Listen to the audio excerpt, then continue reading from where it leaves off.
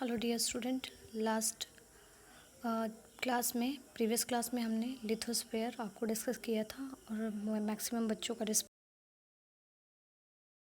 और वीडियो मैंने पढ़ाया था वॉइस मैसेज के थ्रू, तो आप उसे होपफुली आप सुने होंगे। आप लोग क्लास में प्रेजेंट रहा करिए। चलिए हम स्टार्ट करते हैं।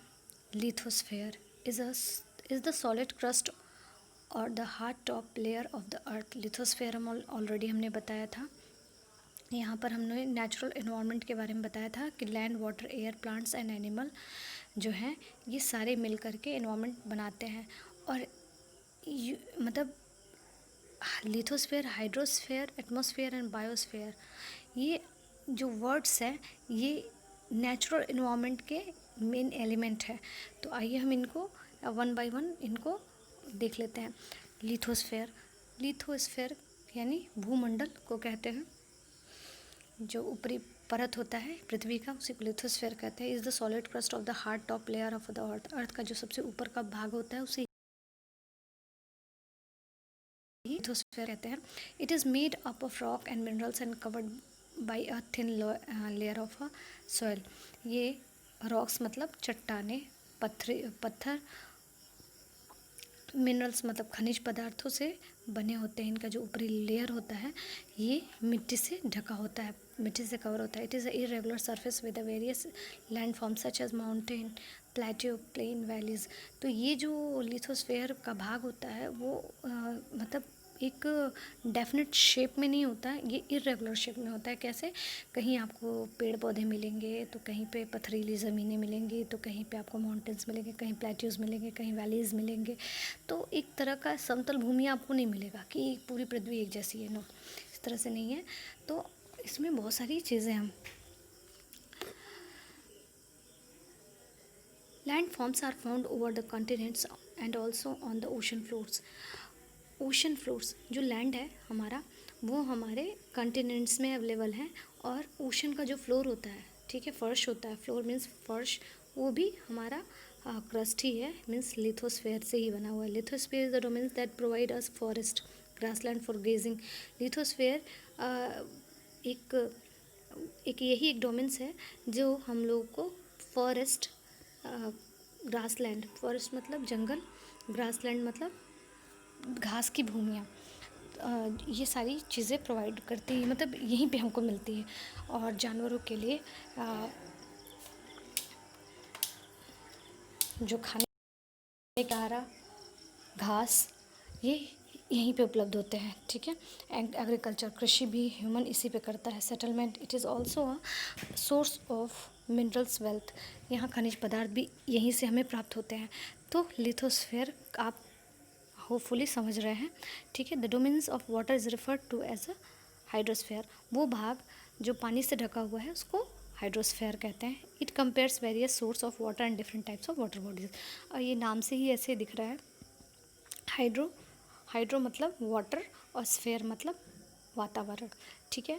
तो ये वाटर सोर्सेज से रिलेटेड है। Different kinds of water bodies मतलब पानी के स्रोत। रिवर मतलब नदी, लेक्स मतलब झील, सीज मतलब समुद्र, ओशन मतलब महासागर। तो ये जो है हाइड्रोस्फीयर के पार्ट्स हैं। It is just essential for all living organism. ये हम सभी जीवों के लिए बहुत ही ज़रूरी चीज़ है। The atmosphere is thin layer of air. अब हम एटमोसफियर पे आते हैं। एटमोसफियर क्या होता है? ये air surround the earth. The atmosphere is the thin layer. एक पतली सी लेयर है हमारे मतलब हवाओं का, गैसेस का हमारे चारों ओर है।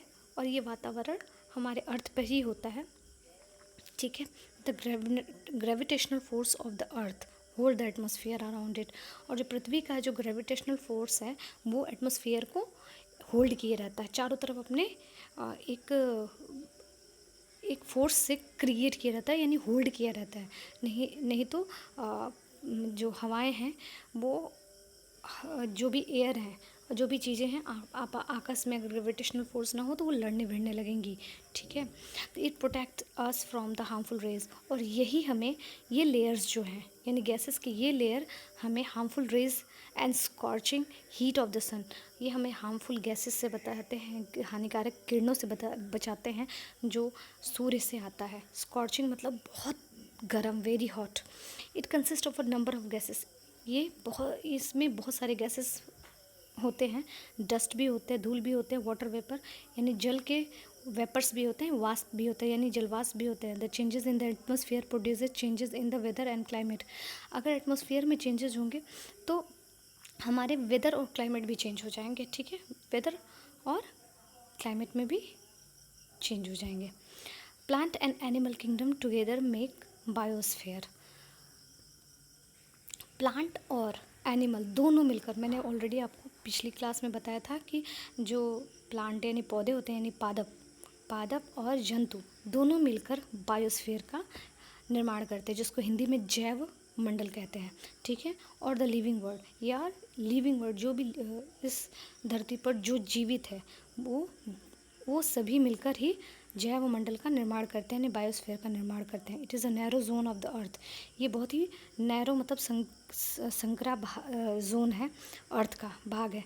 Where land water and air interact, जहाँ पर भूमि जल और वायु एक दूसरे से इंटरैक्ट करते हैं, मिलते जुलते रहते हैं with each other to support of life, ताकि धरती पर जो जीवन है वो संतुलित रहे, बनी रहे, ठीक है। तो यहाँ हम अपनी वीडियो को बंद करते हैं, स्टॉप करते हैं। और यहाँ से आपको जो नहीं समझ में आया वो हमसे पूछिएगा। और ये आप मेरे लिए एक काम करिए कि ये बॉक्सेस में ये ब्लू, ऑरेंज, येलो बॉक्सेस में जो कुछ लिखे हुए हैं ये आपको पढ़ना है। आप पढ़ करके और एक जो भी इससे यूज़फुल चीज़ें मिल रही हैं वो हमें कल आप वीडियो में बताएंगे क्लास के समय। Thank you.